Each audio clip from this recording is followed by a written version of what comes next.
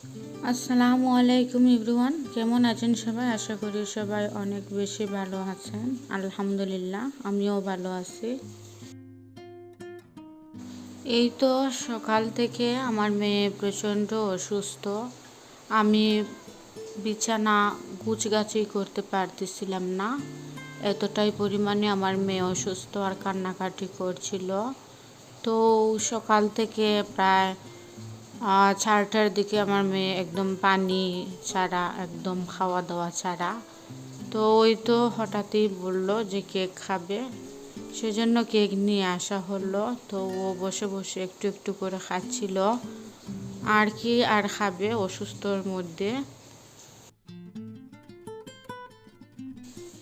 এদিকে আমাদের সিলেট অঞ্চলে প্রচণ্ড বৃষ্টিপাত হচ্ছিল আজ।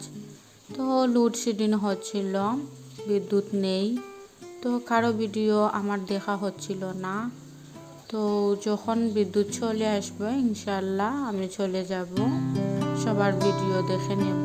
আর যারা সাব করেছেন আমাকে 24 ঘন্টা পর্যন্ত একটু ওয়েট করে দেখেন আমি আসি কি না। তো যাদের ধৈর্য নেই তারা চলে যেতে পারেন, কোনো সমস্যা নেই। তো অধৈর্য ব্যক্তি আমার ইয়েতে না আসাই ভালো। অনেকে সাব করেন, আবার সাব করে আবার সাব তুলে নেন। আমি জানি না কেন এটা হয়। তো আমি তো সব কিছু মেনে নিয়েই আমি সবার ইয়েতে যাই।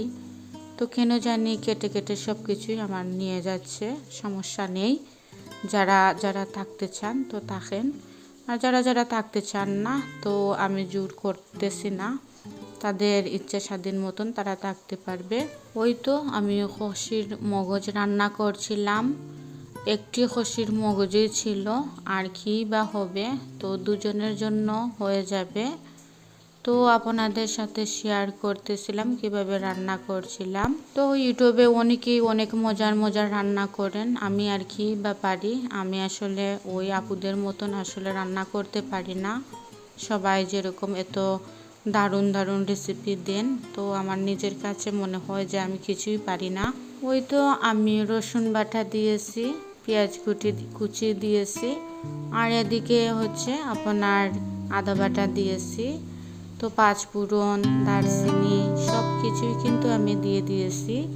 তো দিয়ে আমি ওই তো কষিয়ে নেব। পৃথিবীতে মানুষকে আল্লাহ তাআলা জ্ঞান দিয়েছেন, বুদ্ধি দিয়েছেন, সব কিছুই তার মধ্যে দিয়েছেন। আসলে আমরা যথাযথভাবে বুদ্ধি আর জ্ঞান কাজে লাগাতে পারি না, যার ফলে জীবনে এত কষ্ট করি আমরা, আর সময় মতন সব কিছুর করতে পারি না, মোকাবেলা করতে পারি না। আর সময় মতন সব কিছু মাথার মধ্যে আসে না যে কি বলবো কাকে কখন। তো যখন চুর চলে যায় তখন কিন্তু বুদ্ধি বেড়ে যায়। তো চুর চলে গিয়ে তারপর বুদ্ধি বেড়ে আর কি বা হবে। এ জায়গা থেকে কিন্তু জ্ঞান আমরা অনেক কিছুই অর্জন করতে পারি। তো যথাসময়ে বুদ্ধি মতন কাজে লাগিয়ে মানুষের সাথে কথা বলা উচিত। তো আমরা কি হয়, অনেকেই কিন্তু যথাসময়ে কিন্তু তার জ্ঞানটা প্রয়োগ করে, যার ফলে জীবনে অনেক সাকসেস চলে আসে। তো আমরা সবাই কিন্তু এরকম করতে পারি না, যার পরে অনেক কিছু করতে হয়। ওই তো আমি টমেটো কুচি দিয়েছি, দিয়ে ভালোভাবে নাড়তেছিলাম, কষিয়ে ভালোভাবে।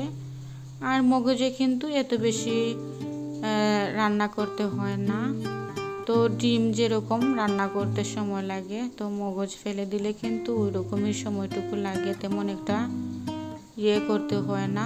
আমরা অনেক কাজই ছোট মনে করি, যে ছোট কাজ পরে করে নেব। আসলে ওই ছোট ছোট কাজ কিন্তু ফেলে দিয়ে অনেক বড় বড় করে ফেলি আমরা, তারপর করতে অনেক কষ্ট হয়। ওই তো খুবই শখের বসাতে এসেছিলাম ইউটিউবে, মনে হচ্ছিল খুবই ছোট কাজ, আসলে এটিকে ছোট কাজ। একটি ভিডিও করতে হলে কতটুকু সময় লাগে, যারা ইউটিউবার তারা জানেন। আজ অনেক কষ্ট করে আসলে ভিডিওটি বানাই, আর বানিয়ে অনেকেই কিন্তু পুরো ওয়াচ না করেই এমনিতেই কমেন্ট করে চলে যায়। আমি দেখতে পারি যে কে দেখেছে আর কে না। যাই হোক, তো আমি যার যাই, আমি সাউন্ডটা কমিয়ে কিন্তু আমি পুরোটাই ওয়াচ করে নেই। তো ওয়াচ করে তারপর আমি আসলে কমেন্ট করি আসলে কি হচ্ছিল না হচ্ছিল, সবসময় তো আর দেখা সম্ভব হয় না, তাই না? প্রচণ্ড খিদে পেয়েছিল, তো চুলা থেকে নিয়ে তারপর খেয়ে নিয়েছিলাম, সেটি আর আপনাদের সাথে শেয়ার করা হয়নি। আর মেয়েটি এতটাই অসুস্থ, আসলে ভিডিও করতে একদম ইচ্ছে হচ্ছিল না, তারপরও করে নিলাম। ভিডিওটি কেমন লেগেছিল লাইক দিয়ে সবার পুরো ভিডিওটি